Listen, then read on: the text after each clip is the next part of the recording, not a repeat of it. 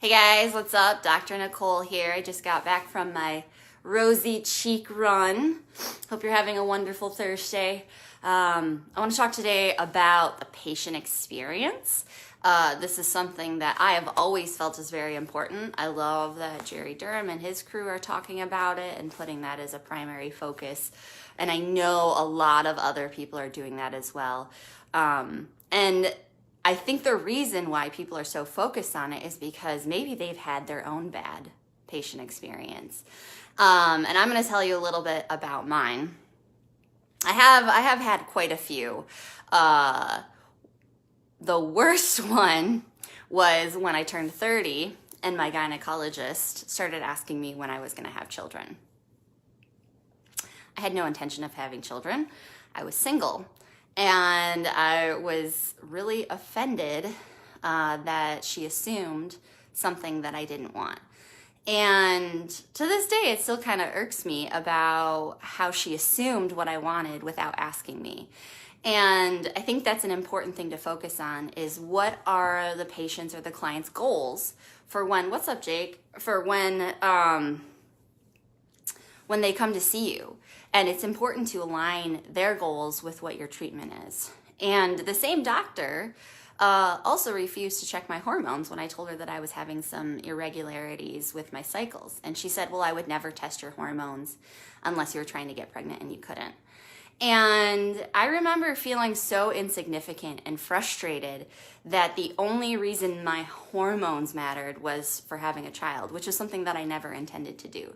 So for obvious reasons, I fired her, and I'm telling you guys about this bad experience now. I won't tell you who it was, of course, that's not professional. But I think it's really important for you guys to think about as providers the patient experience and why that's important. And I'm sure you have your own situation where you had a bad patient experience and it left a bad taste in your mouth, either for that specific office, that specific person, that specific type of service. We've all had good customer service and we've all had bad customer service. And we're more likely to tell people about bad customer service. So there's a really important reason, so many important reasons why it's important, but what was that bad experience that you had that made you feel like people aren't aligning with what I want, they're not listening to me? And I think that's why it's important for us to ask our clients, what's important to you, and not necessarily assume. It's easy to miss something if we're not asking the important questions, especially if they feel uncomfortable bringing it up. Because if we're uncomfortable bringing it up, they're definitely uncomfortable bringing it up. So if it's in the physical therapy, occupational therapy world, what's really uncomfortable? Talking about poopy and sex. Well, what are the chances that you're missing something? I have another story.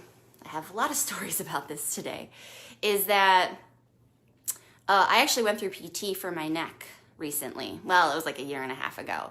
And there was some aspect of my intimate life that I couldn't do.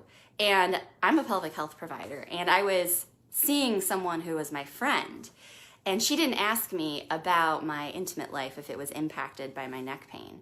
And my neck was getting better. I could move it more. I could do a lot of things. I mean, when I first started, I couldn't even reach above head. It had just locked up. And we were getting through, I was getting better, but there was still some aspect of my life that I couldn't carry out, some important thing that I wanted to do. And it had been removed from the neck disability index, that question. She didn't ask me about my goals. I felt uncomfortable talking about it because I was afraid that I would be judged. This is me talking about something that I do for a living. I had trouble bringing up. And I think that's another reason why it's important for us to ask the important questions, because our patients aren't going to feel comfortable bringing it up. They might be afraid that you're going to judge them, you're going to disregard them. I knew in my situation everything was electronic, and I was afraid that my colleagues would look into my chart. I know it's not ethical or legal, but that's what I was afraid of, and that they would see, well, patient brought up that this was a deficit, and judge me in a certain way. And so your patients might be afraid that you're going to judge them if they bring it up. And it might be something not related.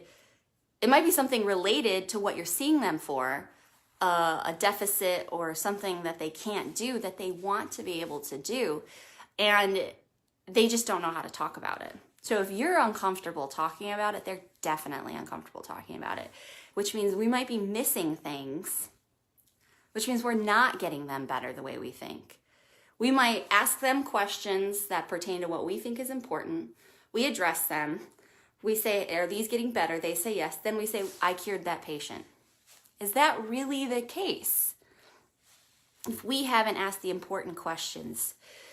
So I just want to leave this for food for thought about the patient experience and how not asking important questions can really mislead you to thinking that you're helping the patient when maybe you're missing something, and they're saying that they're better, but what are they going to say because they're uncomfortable to bring something up? And I know if this has happened to me, it's definitely happened to other people. So just start letting that marinate within you, that there might be some aspect of their life that's impacted that we're not asking them about, that they're not bringing up. And we might be the only person that really could ever ask them that could help them. We might be the only person to ever ask them. And we're definitely one of the very few providers that can help them, because we will actually help that musculoskeletal, neuromuscular system to be able to move in a way that they need to serve the functions of their day. So I hope that this is enlightening to you, not to shame anyone, but just to bring light that if we think we're getting people better, are we really getting them better on what's important to them? So maybe the next time, if you're still not ready to start talking about poop, pee, and sex, maybe what you can do is ask them, is there anything that we're missing that you don't feel comfortable expressly saying? And if they say yes, you can say, well, do you want to write it down for me? That's one suggestion, but I encourage you to just start leaning into that discomfort a little bit, because your patients are going to recognize that you're really trying to serve them.